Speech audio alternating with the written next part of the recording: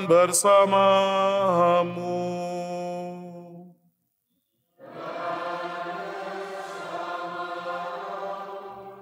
Inilah Injil suci menurut Matius.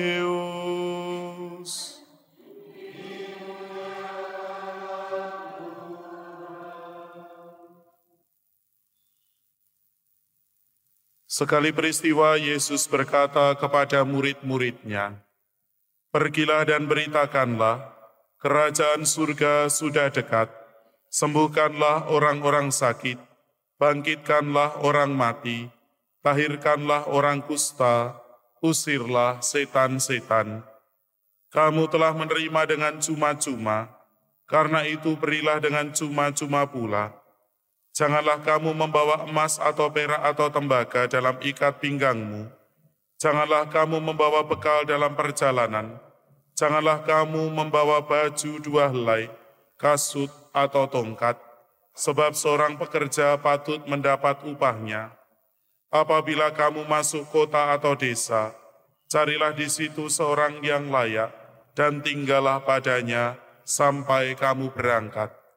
Apabila kamu masuk rumah orang, berilah salam kepada mereka. Jika mereka layak menerimanya, salammu itu turun ke atasnya. Jika tidak, salammu itu kembali kepadamu." Demikianlah sabda Tuhan. Terpujilah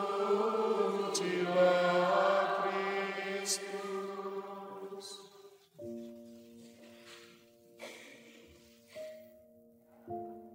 Para saudara dan saudariku yang terkasih dalam Tuhan, ada salah satu pertanyaan atau ungkapan yang kadangkala membuat saya agak jengkel. Jadi tidak marah tetapi jengkel. Pertanyaan dari umat terkait dengan bentuk pelayanan. Pernah saya ditanya, Romo kalau meminta Romo untuk memberi renungan atau memberi siraman rohani, itu tarifnya berapa? Itu tarifnya berapa? Jadi kadangkala ungkapan itu kadangkala membuat saya kemudian menjadi agak jengkel gitu ya. Tarif-tarif apa? Karena pada dasarnya bentuk pelayanan entah itu renungan ataupun ibadah dan lain sebagainya itu dari kami tentu saja menjadi bentuk pelayanan yang seperti disampaikan lewat bacaan Injil itu cuma-cuma. Tetapi tentu tidak banyak orang memahami bahwa apa yang dilakukan terlebih oleh para imam, oleh gereja kita, itu mengambil inspirasi dan mengambil spiritualitas pelayanan yang diberikan kepada umat pertama-tama adalah kembali kepada umat. Beberapa waktu yang lalu juga agak rame di media sosial bahwa pengelolaan tambang di Indonesia itu diserahkan juga kepada beberapa lembaga-lembaga keagamaan.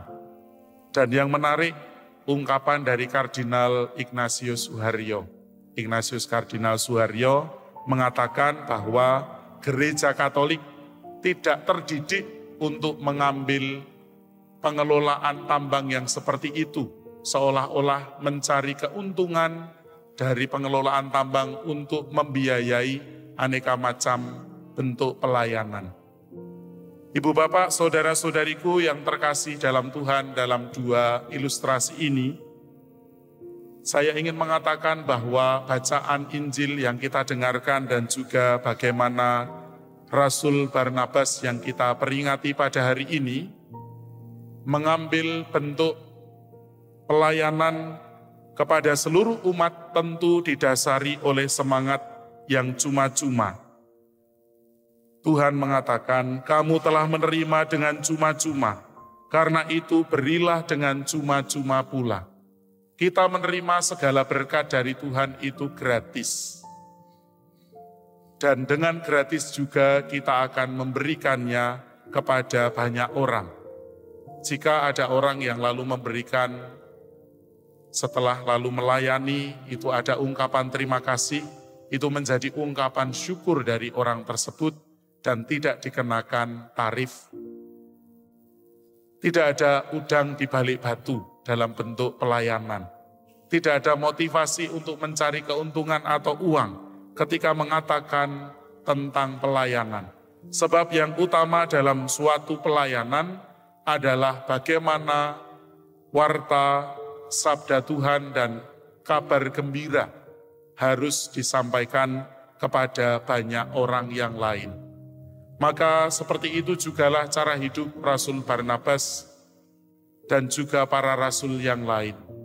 Tidak ada yang mempunyai motivasi pertama-tama untuk mengambil keuntungan atau UUD, ujung-ujungnya duit, supaya menjadi kaya, supaya menjadi mewah, supaya kemudian berkelimpahan harta. Semoga kita semua juga dalam pelayanan, entah itu di gereja ataupun juga dalam keluarga kita, mengupayakan diri yang utama melayani Tuhan terutama dalam kebaikan dan tidak mengambil motivasi-motivasi lain selain pewartaan kabar sukacita ini. Mari kita hening sejenak.